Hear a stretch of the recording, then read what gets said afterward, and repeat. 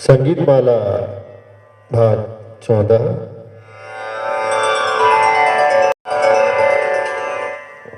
प्राचीन व आधुनिक प्रबंध गायन। प्राचीन प्रबंध गायन में सबसे पहले बात करते हैं। शास्त्रों में गायन के निबद्ध और अनिबद्ध दो भेद बताए गए हैं। ताल में बंधा हुआ गायन निबद्ध तथा ताल से मुक्त गायन या आलाप अनिबद्ध कहलाता है। शास्त्रों में निबद्ध गान के 3 नाम मिलते हैं: प्रबंध, वस्तु और रूपक।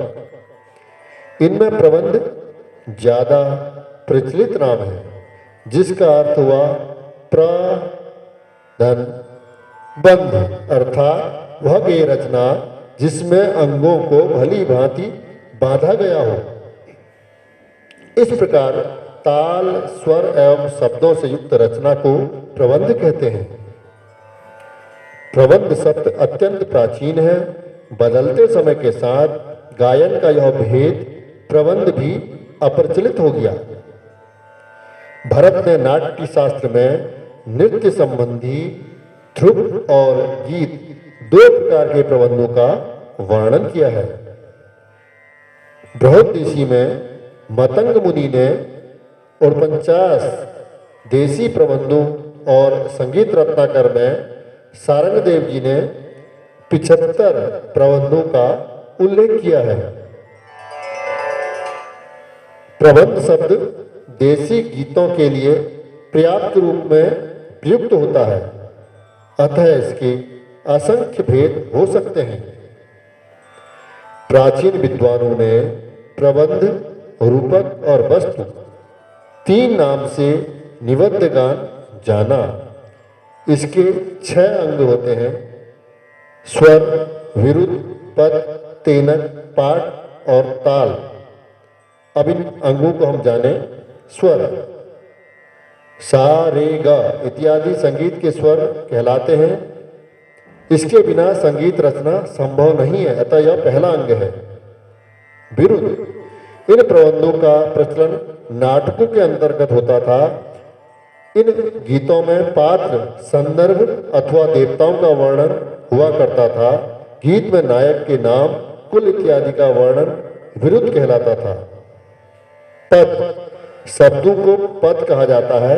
नायक के शौर्य गुणों का वर्णन पद कहलाता था। तेनक, इस अंग में शुभ वाक्यों का प्रयोग किया जाता था, जैसे ओम, तत्सत इत्यादि। पाठ, ताल के बोलों का जब रुद्र, वीणा, शंख और विशिष्ट ढोलों की ध्वनि के साथ उच्चारण किया जाता था, उसे पाठ कहते थे। ताल, ताल अंग समय मापक है। प्रत्येक प्रबंध का एक अंग ताल भी है। प्रबंधों का वर्गीकरण। उपयुक्त अंगों के आधार पर प्रबंधों का वर्गीकरण इस प्रकार से है। मेदिनी जाति, इस जाति के प्रबंधों के ऊपर लिखित 6 अंगों का रहना आवश्यक था। आनंदिनी जाति, इस जाति के प्रबंधों में 5 अंग रहते थे। दीपिनी जाति, इसमें ऊपर के 4 अंग रहते थे। भावनी जाति, इस जाति के प्रबंधों में ऊपर के अंगों में से 3 अंग रहते थे। तारावली जाति, इस जाति के प्रबंध में केवल 2 अंग ही रहते थे। इन सभी जाति के प्रबंधों में ताल का रहना आवश्यक था। अब प्रबंध के धातु को हम देखें। प्रबंध के 4 धातु का उल्लेख मिलता है। उद्ग्राह, प्राचीन प्रबंधों में उद्ग्राह किसी सांगीतिक रचना का अनिवार्य अंग था। ध्रुव से पूर्व एक बार उद्ग्राह गाया जाता था, जो अब लोप हो चुका है। ध्रुव, प्रबंधों में ध्रुव अनिवार्य था। ध्रुव अर्थात अचल, वर्तमान के स्थायी के समान था। मेलापक, कभी कभी उद्ग्राह और ध्रुव के मध्य भाग में अंतर नामक पांचवी धातु और होती है। उद्ग्रहा से ध्रुव को मिलाने वाला यह अंग मेलापक कहलाया। आभोग प्रबंध की पूर्ति करने वाले भाग को आभोग धातु कहते थे।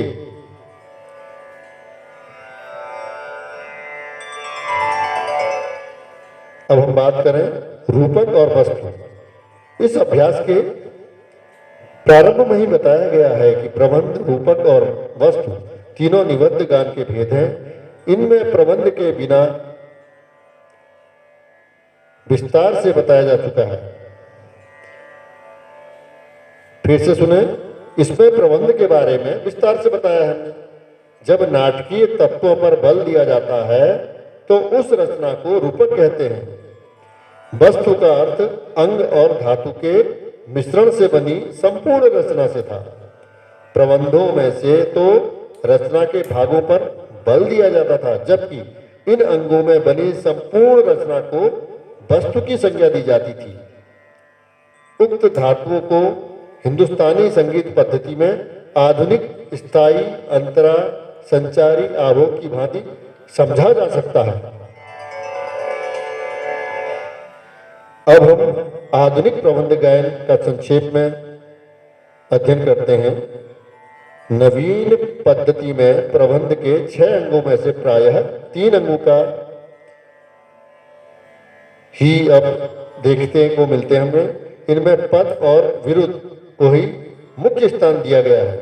अतः 2 अंगों से रची हुए प्रबंध ही अधिक है, जो इस प्रकार है। ध्रुपद है हमारे वहां, ध्रुपद या ध्रुपद, ध्रुवपद गायन का आविष्कार 15वीं शताब्दी में ग्वालियर के राजा मानसिंह तोमर द्वारा किया गया। आधुनिक प्रबंध गायन की शैलियों पर हम अगले भाग में विस्तार से गायन की शैली पर चर्चा करेंगे। यहाँ पर हम इतना जाने कि आधुनिक प्रबंध गायन में क्या क्या है। इसमें पहले तो ध्रुपदी है, और ध्रुपद के बारे में अध्ययन में हम आपको बानियां भी बताएंगे। ख्याल गायन है हमारे वहाँ। आजकल ख्याल गायकी का ज़्यादा प्रचलन है। ये आधुनिक प्रबंध गायन में टप्पा भी है। ख्याल के बाद टप्पा गायकी का प्रचार हुआ था। इसके बाद ठुमरी, ठुमरी का जन्म लखनऊ के नवाब के दरबार में हुआ था। लखनऊ और बनारस ठुमरी के लिए प्रसिद्ध है। तराना, तराना ख्याल के प्रकार की गायकी है। त्रिवट, त्रिवट या तिरवट गायकी को तराने की भांति गाते हैं। चतुरंग, इसमें ख्याल, तराना, सरगम, त्रिवट को मिलाकर प्रस्तुत किया जाता है। होरी, धमार, जब होरी गीतों को धमार ताल में गाते हैं तो उसे धमार कहा जाता है। इसमें प्रायः होली का वर्णन होता है। गजल, गजल अधिकतर उर्दू या पारसी के शब्द होते हैं। इसके अधिकांश गीतों में आशिक मासूक का वर्णन पाया जाता है और श्रृंगार प्रधान गायकी है। कव्वाली यह स्तुतिपरक गायकी है। लक्षण गीत, इसके अंतर्गत किसी राग का वर्णन या लक्षण बताए जाते हैं। रागमाला, जब एक गीत में कई रागों का वर्णन आता है। सरगम, रागवद्य और तालवद्य स्वर रचना विशेष को सरगम गीत कहते हैं। दादरा, इसका चलन गजल में मिलता जुलता है। दादरा नामक ताल भी होता है। सादरा, इसकी लय दादरा से बहुत मिलती है। भजन, धार्मिक गीतों से इसका संबंध है।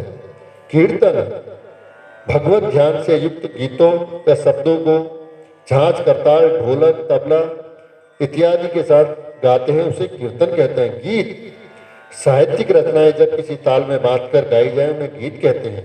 खमसा, मुगलों में खमसा गाने का प्रचार अधिक पाया जाता है।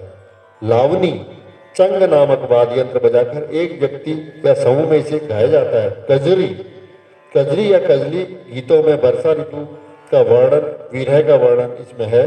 चैती, होली के बाद चैत माह में गाई जाने वाली यह गायकी है। लोकगीत, तो लोकगीतों में कई प्रकार के हमको गीत मिल जाते हैं।